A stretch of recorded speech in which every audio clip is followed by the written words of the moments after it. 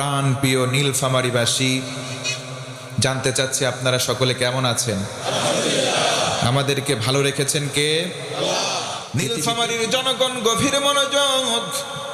আল্লাহ রাব্বুল আলামিন কোরআনে কারীমটা নাজিল করে দিলেন আর ঘোষণা করলেন, এই কোরআনের মধ্যে কোনো আড়ষ্টতা নাই, এই কোরআনের মধ্যে কোনো সংকীর্ণতা নাই, কোনো রকম গোপনীয়তা নাই। জোরে বলুন সুবহানাল্লাহ। আল্লাহ রাব্বুল আলামিন বলেন, আলহামদুলিল্লাহিল্লাযী আনজালা আলা আবদিহিল কিতাব ওয়া লাম ইয়াজআল লাহু ইওয়াজা। আমার আল্লাহ ডেকে ডেকে বলেন, ও গোলাম, প্রশংসা করো আমি আল্লাহর। প্রশংসা করব কার? আমরা যদি বলি আল্লাহ, কেন প্রশংসা করব? আল্লাহ বলেন, একটা কিতাব দিলাম নবীর প্রতি, আমার প্রেরিত বান্দার প্রতি কিতাব দিলাম। কিতাবটার নাম হলো কোরআন। আর কোরআনের মধ্যে কোনো গোপনীয়তা নাই, যা কিছু আছে উন্মুক্ত। জোরে বলুন সুবহানাল্লাহ। আল্লাহ রাব্বুল আলামিন বলেন, তিন বিষয়ে ঈমান আনো। আমি আল্লাহ বললাম, বিজয়ের মালা নিজ দায়িত্বে তোমাদের গলায় পরিয়ে দেব। আল্লাহু আকবার। তিনটা বিষয়কে কেউ যদি আঁকড়ে ধরে, পাশাপাশি সাতটা আমল কেউ যদি নিজের জীবনে সেট করে, আল্লাহ রব্বুল আলামিন তাদের কদমটাকে দৃঢ়তার সঙ্গে জমিনে গেড়ে দেবেন। জোরে বলুন আল্লাহু আকবার।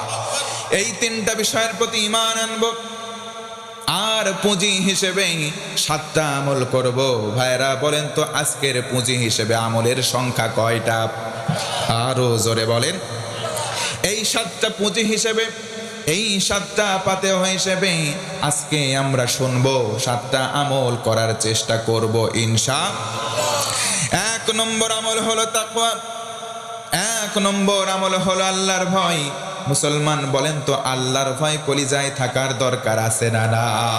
আল্লাহর ভয় কেমন করে কলিজায় ধারণ করবেন? আল্লাহর ভয় যদি কলিজায় থাকে, আমাদের কি উপকার হয়?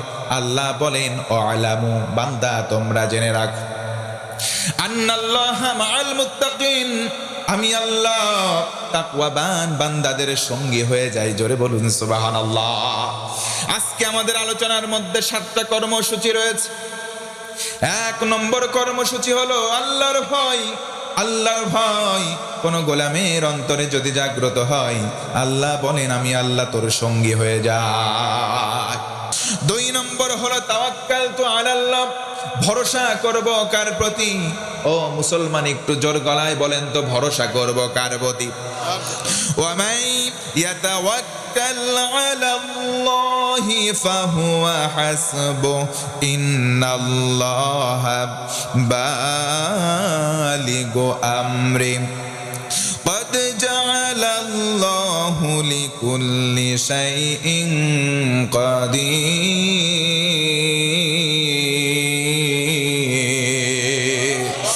আল্লাহ রাব্বুল আলামিন বলেন, ও গোলাম, যারা আল্লাহর উপরে ভরসা করে, আল্লাহ তাদের জন্য যথেষ্ট।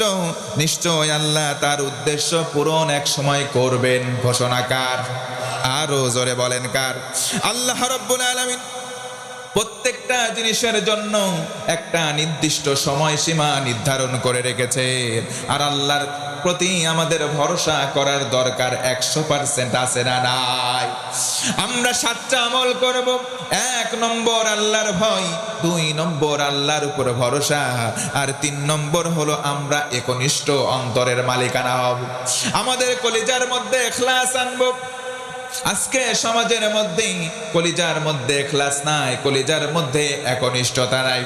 অন্তরটাকে স্বচ্ছ যদি করতে না পারি, আমার আল্লাহ বলেন, তাতমাইন্নুল কুলুব, যদি করতে ব্যর্থ হও, ওই বান্দারে আমি জান্নাত উপযুক্ত বান্দা হিসেবে কবুল করব না। জোরে বলুন নাউজুবিল্লাহ। আল্লাহ রাব্বুল আলামিন বলেন, ওয়ামা উমিরু ইল্লা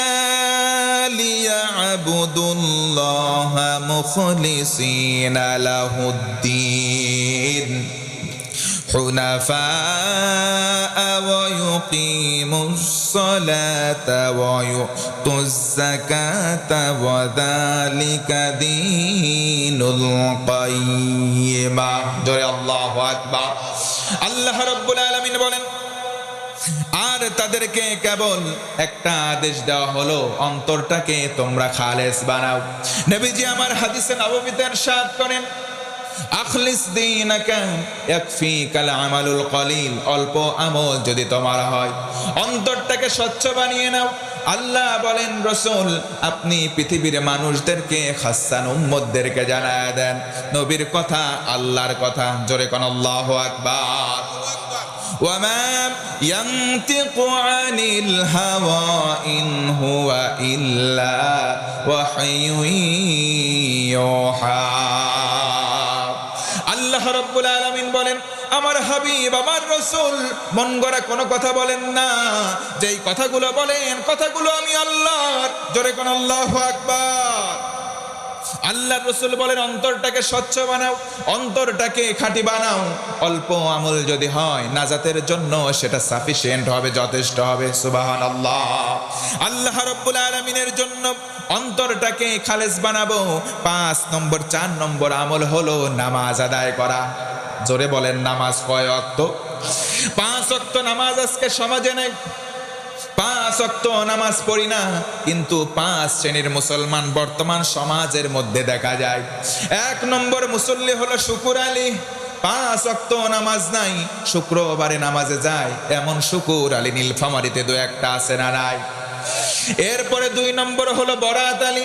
সবে বরাতের রাতে যায়, সারা বছর নামাজ নাই, এমন বরাত আলী 2-1টা আছে না নাই? 3 নম্বর কদর আলী। সবে কদরের রাতে যাই। 4 নম্বর হলো রমজান আলী। রমজান মাসে সারা সারা বছর নামাজ পড়ে না, আছে না নাই? এদের জ্বালাই রমজান মাসে নিয়মিত যারা মুসল্লি, সামনের কাতারে ঠিক মতো জায়গা পায় না। কথা বলেন ঠিক কিনা?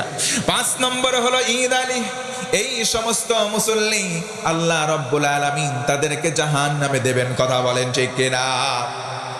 ফি জান্নাতি ইয়াতাসাআলুনা আনিল মুজরিমিন মা সালাকাকুম ফি সাকার ক্বালু লাম নাকু মিনাল মুসাল্লিন।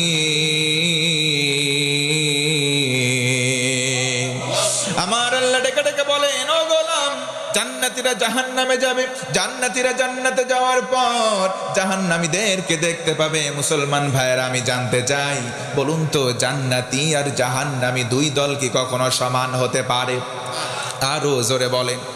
আল্লাহ রাব্বুল আলামিন বলেন, লা ইয়াসহাবুন নারি ওয়া আসহাবুল জান্নাহ আসহাবুল জান্নাতি হুমুল ফাইজুন।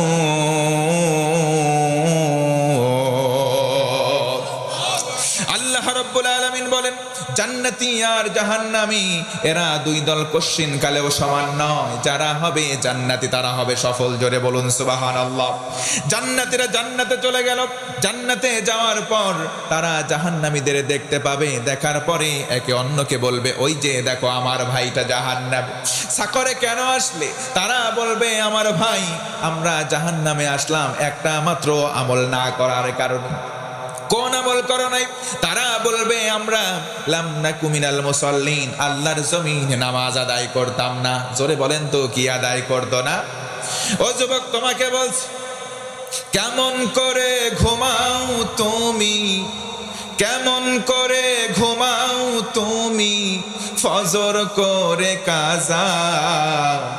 এমন তো হতে পারি জোহরে জানাজা তোমার, এমন তো হতে পারি জোহরে জানাজা। এই জন্য 5 ওয়াক্ত নামাজ আমরা কেউ ছেড়ে দেব?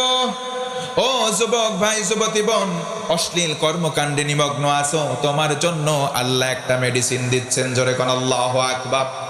আল্লাহ রাব্বুল আলামিন বলেন, ইন্নাস সালাতা তানহা আনিল ফাহশাই ওয়াল মুনকার। জোরে আল্লাহু আকবার। আল্লাহ রাব্বুল আলামিন বলেন, নিশ্চয় এমন একটা ঔষধ, নিশ্চয় এমন একটা আমল, সেটার নাম হলো সালাত। কেউ যদি সালাত আদায় করে তার ভেতর থেকে অশ্লীলতা পাপাচার দূর হয়ে যায়। 7টা আমলের মধ্যে 4 নম্বর আমল হলো নামাজ। 5 নম্বর আমল হলো দ্বীনের দাওয়াত প্রচার করা। ও মুসলমান, বলেন তো দ্বীনের দাওয়াত দেওয়ার দরকার আছে না নাই? আল্লাহ রাসূল বলেন, বাল্লিগু আন্নি ওয়ালাউ আয়া, আমার পক্ষ থেকে যা শোনো তোমরা একটা বার্তা হলেও সেটা অন্যের কাছে পৌঁছিয়ে দাও। আল্লাহ রাব্বুল আলামিন বলেন, কুনতুম খায়রা উম্মাতিন উখরিজাত লিন-নাসি তা'মুরুনা বিল মা'রুফি ওয়া তানহাউনা আনিল মুনকার ওয়া তু'মিনুনা বিল্লাহ।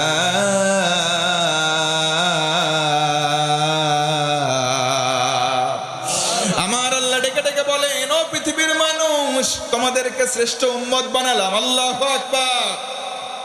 আমরা শ্রেষ্ঠ হলাম আমরা যদি বলি আল্লাহ আমাদের জন্য কেমন দায়িত্ব। আল্লাহ বলেন 2টা কাজ বেশি করে করবা। 1 নম্বর সৎ কাজের আদেশ দিবা, 2 নম্বর অসৎ কাজ দেখবা যেখানে বাধা প্রদান করবা সেখানে মুসলমান হিম্মত নিয়ে বলেন ইনশাআল্লাহ। আল্লাহ রাসূল বলেন, মান রাআ মিনকুম মুনকারান ফালিয়ুগাইয়িরহু বিয়াদি, অন্যায় দেখবা যেখানে হাত দিয়ে বাধা দেবা সেখানে। যদি তুমি অক্ষম হও তোমার জবান দ্বারা সেখানে বাধা প্রদান করবা, সেটাও যদি না পারো, অন্যায় যদি দেখে সহ্য করতে না পারো, মনে মনে তুমি পরিকল্পনা করবা কেমন করে চেঞ্জ করা যায়, কেমন করে পরিবর্তন করা যায়। মনে মনে অন্যায় কাজকে ঘৃণা করব কোন ইনশাআল্লাহ। 6 নম্বর আমল, হালাল হারাম বেঁচে চলতে হবে। আজকের সমাজে হালাল হারাম এই দুয়ের পার্থক্য নাই। বলে বাবা শাহজালাল, মদের কাছে সব হালাল। কথা বলেন আছে না নাই? সব কিছু হালাল নয়। হালাল যেটা হালাল, হারাম যেটা হারাম। আল্লাহ রব্বুল আলামিন 2টাকে 2 মেরু বানিয়েছেন। কথা বলেন ঠিক কিনা? ও আমার মুসলমান ভাই, বলেন তো দেখি সুদ খাওয়া এটা হালাল নাকি হারাম? আজকের সমাজের মধ্যে এই সুদ আছে না না?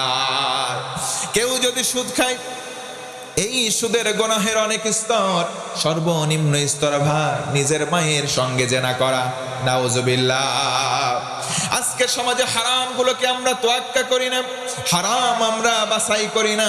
হালাল হারামের বিচার না করে যদি জীবন পরিচালনা করি, আল্লাহর কাছ থেকে বিজয়ের মালা তো দূরের কথা, বিজয়ের ব অক্ষর দেখার সুযোগ নাই। এই জন্য হালালটাকে হালাল বলবো, হারামটাকে হারাম বলবো। যদি হালাল হারামের বিবেচনা করতে পারি, আল্লাহ রব্বুল আলামিন বিজয় দান করবেন ইনশাআল্লাহ। 7 নম্বর আমল হলো বেশি বেশি দোয়া করা, বেশি বেশি তওবা করা। বলেন তো মুসলমান তওবা করব কার কাছে? আরো জোরে বলেন। নাকি খাজা বাবার কাছে? খাজা বাবা বর্তমান বাংলাদেশে আছে না নাই? খাজা বাবার দরবারে অনেকে মান্যত করে, মনে মনে নিয়ত করে যদি আমার ছেলে সন্তান হয় খাজা বাবার দরবারে ছাগল দেব। আছে না নাই? তাহলে বলেন মুসলমান তওবা করব কার কাছে? 7 নম্বর আমল, বেশি বেশি তওবা করব কার কাছে? সংক্ষিপ্ত ভাবে বলবো আস্তাগফিরুল্লাহ। বলেন তো কি? এই আস্তাগফিরুল্লাহ বেশি বেশি পাঠ করলে কি উপকার হয়? ছোট্ট একটা ঘটনা বলে আমি আমার আলোচনা শেষ করতে চাই। বলা যাবে কি ভাই? আহমদ ইবনে হাম্বল রহমাতুল্লাহি আলাইহি জগৎ বিখ্যাত একজন আলেম ছিলেন। কিতাব মোতায়েলা করতেন, সঙ্গে সঙ্গে লিখতেন। তার জামানায় তিনি একদিন লম্বা সফরে বের হলেন। বাড়ি থেকে বের হয়ে কিছু দূর গেলেন, সন্ধ্যা ঘনিয়ে আসল। নির্দিষ্ট স্থানের বাজারে গিয়ে পৌঁছলেন। যখন এশার নামাজের ওয়াক্ত হলো, তখন নামাজ আদায় করলেন। মসজিদের মধ্যে বসে আছেন। মুয়াজ্জিন বলে, কে আগন্তুক? তোমাকে আমি চিনি না, আজনবী, এখান থেকে বের হয়ে তুমি চলে যাও। আহমদ ইবনে হাম্বল নিজের পরিচয় গোপন করলেন। বললেন এখানে কি থাকা যাবে না? মুয়াজ্জিন বললেন এখানে থাকার সুযোগ নাই, যদিও বা থাকতো তোমাকে আমরা চিনি না, এখান থেকে তুমি দূরে চলে যাও। আহমদ ইবনে হাম্বল, আল্লাহর এই প্রিয় ব্যক্তি, সেখান থেকে চলে গেলেন নির্দিষ্ট বাজারের কোনায়। গিয়ে দেখে একটা যুবক রুটির খামিরা তৈরি করে, রুটি বেলায় রুটি গরম করে রুটি বিক্রি করে। দোকানের সামনে গিয়ে দাঁড়ালেন, ডেকে বলেন ভাই যুবক, আমি তোমার কাছে একটা অনুমতি চাই। যুবক মুস্কি হেসে বলে কিসের অনুমতি? আমি রাত্রি যাপন করতে চাই, যেহেতু তোমার দোকান খোলা, কতক্ষণ খোলা থাকবে জানি না, তোমার দোকানে এই যে উনুনের পাশে আমি একটু বসতে চাই। জোরে বলুন সুবহানাল্লাহ। যুবক দেখে বলে কে তুমি? তোমাকে চিনলাম না, কিন্তু আমার দোকানে আমার রুটির উনুনের পাশে বসার কোনো অনুমতির প্রয়োজন নাই। তুমি যদি বসে থাকতে পারো আমার কোনো আপত্তি নাই, আহলান সাহলান, তুমি বসে যাও। আহমদ ইবনে হাম্বল বসে গেলেন চুলার পাশে। শীতের দিন বসে বসে আগুনের তাপ পোহান আর কিতাব মুতালা করেন, লেখালেখি করেন। সুবহানাল্লাহ বলেন। রাত্রি যাপন করতে লাগলেন। অনেক সময় অতিবাহিত হলো। আহমদ ইবনে হাম্বল লক্ষ্য করে দেখলেন যুবক যখন রুটিটা বেলে তখন পরে আস্তাগফিরুল্লাহ, আবার যখন রুটিটা তোলেন তখনও পরে আস্তাগফিরুল্লাহ। রুটি বেলা হলো যখন সেকেন্ড, তখনও পরে আস্তাগফিরুল্লাহ। ক্রেতা যখন এসে রুটি চায়, রুটি বিক্রির সময় ক্রেতার হাতে যখন রুটি দেয় তখন বলে আস্তাগফিরুল্লাহ, আবার যখন অর্থ গ্রহণ করে তখন পরে আস্তাগফিরুল্লাহ। আহমদ ইবনে হাম্বল লক্ষ্য করলেন অর্থ নিয়ে ড্রয়ারে রাখেন, তখনও পরে আস্তাগফিরুল্লাহ। প্রত্যেক সময় কি পরে বলে? এই আস্তাগফিরুল্লাহ বলতে থাকেন। আহমদ ইবনে হাম্বল সারা রাত্রি অবজারভেশন করলেন। লোকটার যখন বেচা বিক্রি শেষ হয়ে গেল, বিক্রি যখন শেষ হয়ে গেল, এবার দোকান যখন গোছালেন, বললেন ভাই তোমাকে চিনি না, আমি এখন বাড়ির দিকে চলে যাব, তুমি তোমার গন্তব্যের দিকে চলে যাও। রাত্রি প্রায় শেষের দিকে, ভোরের কিছু সময় আগে এবার ডেকে বলে ভাই দোকানদার, একটা প্রশ্ন ছিল জানতে চাই। কি এমন প্রশ্ন বলো তো দেখি? আমি সারা রাত বসে আছি, একটা জিনিস লক্ষ্য করলাম, সারা রাত তুমি একটা আমল করছো, বারবার আস্তাগফিরুল্লাহ কেন পড়লা আমাকে বলে দাও। আস্তাগফিরুল্লাহ কেন পড়লা? আজকে সমাজে বাংলার মুসলমান আমরা মনে করি তওবার নাম হলো আস্তাগফিরুল্লাহ, তওবা আস্তাগফিরুল্লাহর নাম হতে পারে? আস্তাগফিরুল্লাহ কেন পড়লা? এবার রুটির বিক্রেতা বলেন কে তুমি? তোমাকে আমি জানি না, এই ছোট্ট আমল আমি অনেক দিন যাবত করে আসছি। এই ছোট্ট আমল করার কারণে আমার বৃদ্ধা মা আমাকে দোয়া করেছে, তারপর থেকে আমার জবান দিয়ে যা বের হয় সব দোয়া আমার আল্লাহ কবুল করে নেয়। এটার কারণে আমি মুস্তাজাবুদ দাওয়া, জবান দিয়ে নেকের দোয়া করি, সব কবুল। আল্লাহু আকবার। ও ভাই তোমাকে চিনি না, আমি আমার জবান দিয়ে যেই দোয়া করি সকল দোয়া আল্লাহ কবুল করে নেয়। কিন্তু মনের মধ্যে একটা আফসোস, মনের মধ্যে একটা আফসোস হলো একটা দোয়া করছি এখন পর্যন্ত কবুল হয় নাই। আহমদ ইবনে হাম্বল বলেন দোয়াটা কি? লোকটা ডেকে বলে ও আগন্তুক, তোমাকে আমি চিনি না, একটা দোয়া এখন পর্যন্ত কবুল হয় নাই। দোয়াটা হলো আমি আল্লাহরে বলেছি, আল্লাহ আমাদের সমসাময়িক সময় জগৎ বিখ্যাত আলেম আহমদ ইবনে হাম্বল, তার সঙ্গে আমার মুলাকাত করায় দিও আল্লাহ। আল্লাহ এখন পর্যন্ত দোয়াটা আমার কবুল করে না। আহমদ ইবনে হাম্বল বললেন আহলান ওয়া সাহলান, বুকের মধ্যে জড়ালেন, ডেকে বললেন এই আমলটা করার কারণে আল্লাহ রব্বুল আলামিন তোমার এই দোয়াটাও কবুল করে নিয়েছে। ও আগন্তুক, তুমি কে? তোমার পরিচয় কি? আগন্তুক ডেকে বলে ভাই রে, আমি হলাম আহমদ ইবনে হাম্বল, দোয়া কবুল করে আল্লাহ তোমার পাশে আমারে সারা রাত বসায় রাখছে। আরো জোরে আল্লাহু আকবার। এই জন্য আস্তাগফিরুল্লাহর আমল আমরাও করব কি করব না? আস্তাগফিরুল্লাহর আমল আমরা করব, এমনকি আল্লাহর কাছে সকল পাপ ছেড়ে দিয়ে সারেন্ডার করব ইনশাআল্লাহ। আল্লাহ রাব্বুল আলামিন বলেন মান তাবা ওয়া আমানা ওয়া আমিলা আমালান صالحا فأولئك يبدل الله سيئاتهم حسنات